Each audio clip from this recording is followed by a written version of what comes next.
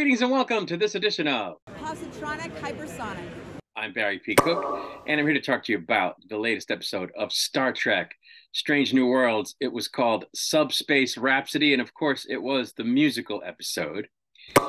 As the episode begins, Uhura tells us in a log that the Enterprise has come upon a fold in space that could greatly improve subspace communications, and that Spock is therefore doing experiments on it. Pike and Captain Patel have a brief conversation about a couple's vacation over comms. Apparently, Nurse Chapel's been accepted to a program of study that apparently she applied to after she got rejected from the Vulcan one, which this time is run by Dr. Kirby, which of course eventually became her romantic interest. Jim Kirk comes aboard the Enterprise again, this time to shadow Una and learn the ropes of first officering, and La'an is all hot and bothered. Spock's experiments aren't working, so Pelia suggests sending music through the fold, and when they do, there's a feedback wave that gets everyone singing, at which all are confounded. Then they did the opening sequence, and it was an alternate one with vocals this time, which is kind of weird. Anyway, Spock determines that they've been exposed to an alternate reality where everyone sings, and that they might be able to untether themselves from it by some fancy reconfiguring and beam shooting. While perpetrating said reconfiguring, Kirk and Una find themselves singing to each other and having a dance about how to be a first officer as La'an looks on, and then also sings a song in her quarters about being a guarded, methodical person versus a free spirit, which she seemingly longs to change. During the song, she handles Kirk's watch, alternate timeline Kirk's watch, I should say, and flashes back to an imagined version of her time with him in the alternate timeline in which they slept together. She then tells Pike that when the people are singing, they're confessing their innermost feelings and that it might be a security threat. They then send a beam into the fold that they hoped would close it, but they get an unexpected reaction just before Captain Patel shows up by way of hail. She ends up singing as well, again to Pike about the relationship, and he joins in, though he's displeased about doing so in front of the bridge crew, and La'an crosses the bridge to shut off the channel. Spock and Uhura then reveal that the singing thing is now spread across the entire subspace channel to the whole fleet, which is why Captain Patel was singing.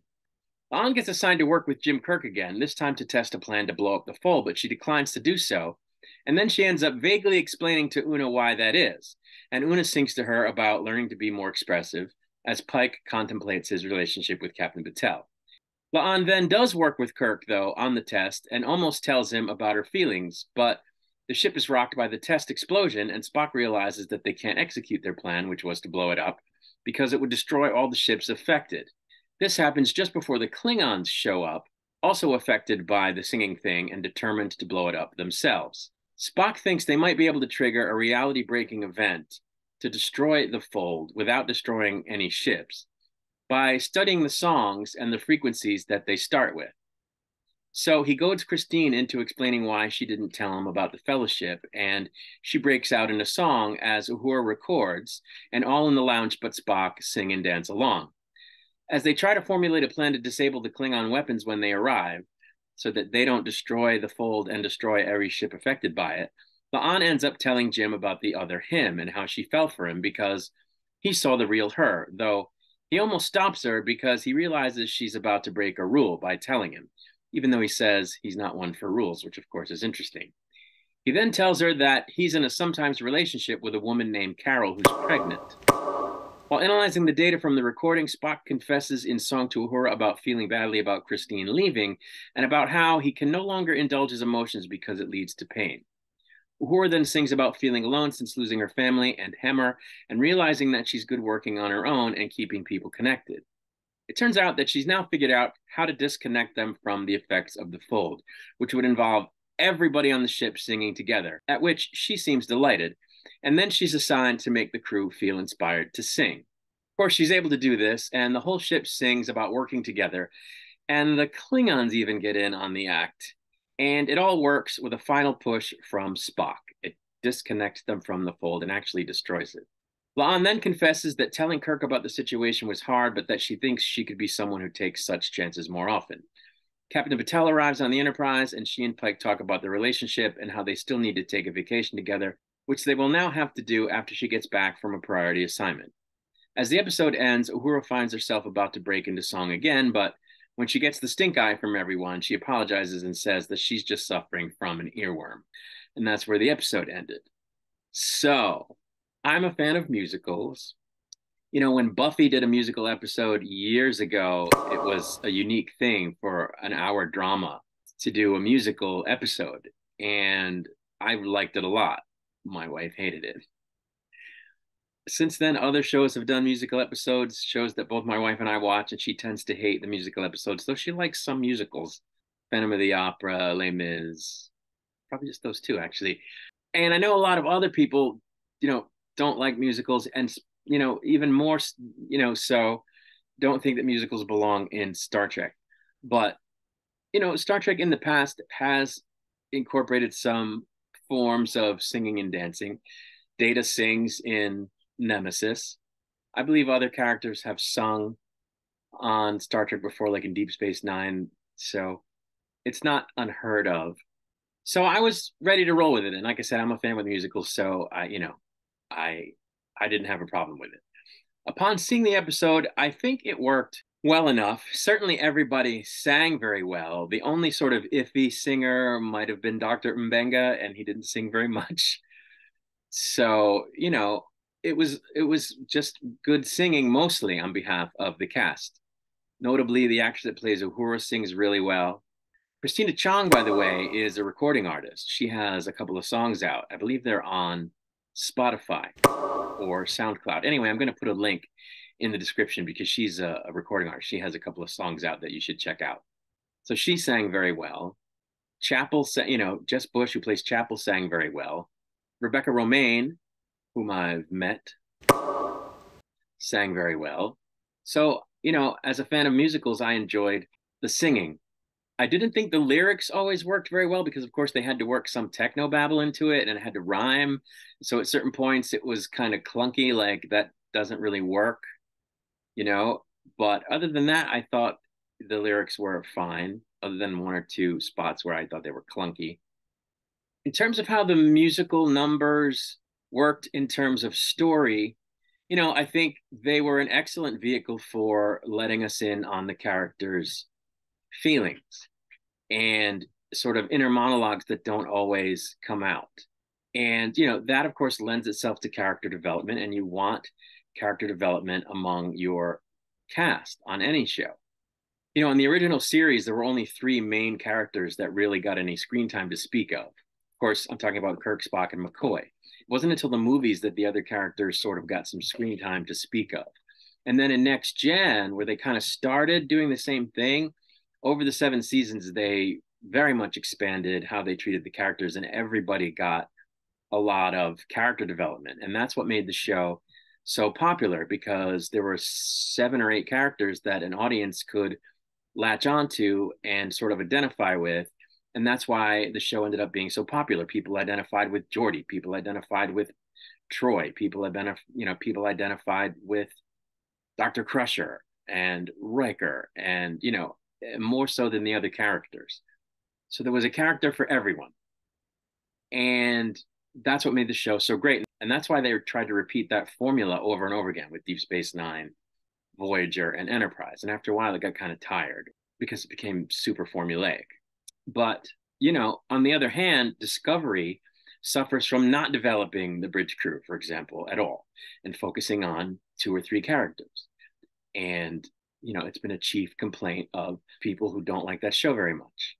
So I don't think you can fault them for trying to develop these characters. I think the characters are all strong. I love the Chapel character. I love the Una character. I love the La'an character. I even like Ortegas a lot. I like Dr. Mbenga quite a bit. I think they did a great job setting up these characters, and they've done a great job developing them over the 2 seasons. And, an episode like this furthers that. Have they been a little bit more heavy-handed on this show than on other shows in terms of telling us what these characters are feeling and what they're thinking, what they're going through? Yes. But the point of any good piece of media, print, video, audio only, whatever it is that it's supposed to move you. It's supposed to make you think. It's supposed to help you understand the human condition. And I know I say that all the time and it's like a buzzword, but it's just the truth. And so this show, goes out of its way to really do that. For some people, it might be too much. And sometimes it's a tiny bit too much, even for me, as it kind of was in this episode, a tiny bit. But overall, I think it's what's going to make the really great episodes great is that we have episodes like this where we're so in touch with what the characters are thinking and feeling. And so on that, level, I can't fault them for having done an episode like this. The only thing I didn't like about this episode in terms of the musical aspect was when the Klingons sang. Not because Klingons don't sing, they're Klingon operas in Star Trek lore, if I'm not mistaken, in universe.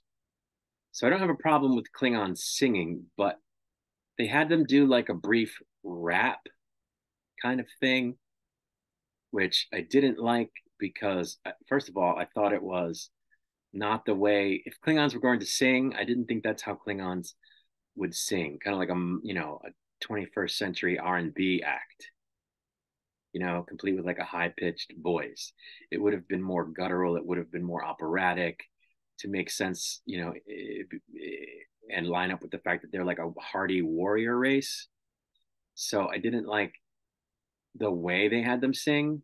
And I also found it a little bit offensive because I had to wonder if they did it because very often actors who play Klingons are black, at least in modern Star Trek. And so I thought it was indulgent of a stereotype, that they would sing rap or like pop music, versus like a Broadway style song or an operatic style song. So I didn't like that. It rubbed me the wrong way. But other than that, I thought the whole musical angle of it was great. Now, I have some issues with stuff that took place in the story. First of all, why would Kirk be shadowing Una to learn the ropes of first officering? Una says that she shadowed Pike because Pike was the first officer when she was being promoted to first officer, when April was captain. Kirk says that his previous first officer, I think he said, shadowed his captain. So, like, why would he not have shadowed his own first officer on the Farragut? Like, it doesn't make sense. They clearly brought him over to Enterprise to bring him over to Enterprise and to have him in the episode, which just bothers the crap out of me. Also, I don't know where they're going with the whole thing between him and La'an if he's in the part of his life where he's with Carol, which he clearly is. So why did they go down that road? Like, what is the point and where are they going to go with it? If they're not going to go anywhere with it. I liked the fact that they brought up Dr. Kirby. I like the fact that they're seemingly ending things between her and Spock. I hope they would do it a little later because I liked them as a couple, but we knew it had to end. So I knew it was coming. I just hoped it was going to come later. But I say I like it because it had to be done and now it's done and things are more in line with canon because she did end up having a thing with Kirby and still also liking Spock, but not being able to be with him because he decided to stop exploring his emotional side, which lines up with Spock from TOS. So I was glad for that. And I guess that's pretty much it. There's one more episode left, and they showed a pretty cool preview of it, which I might do a video on. I haven't decided. But it occurs to me, as it did last week, that they still haven't done anything with Sybok, even though they brought him up at the end of the first season. So I'm wondering now if they're going to do anything with Sybok in the last episode. Probably not. And they made a big deal about Carol Kane joining the cast as Pelia and being the chief engineer and all of that. And they've hardly used her. Like, she's been in a couple of scenes, most of which have been not great scenes, if you ask me. And they've got one more episode. So is she gonna like do something significant that makes me like the character and makes me glad she's there or not? That's what remains to be seen. But I guess we'll find out in about a week. I'll be back to review the season finale once it's released. Until I return, I wish you peace and long life.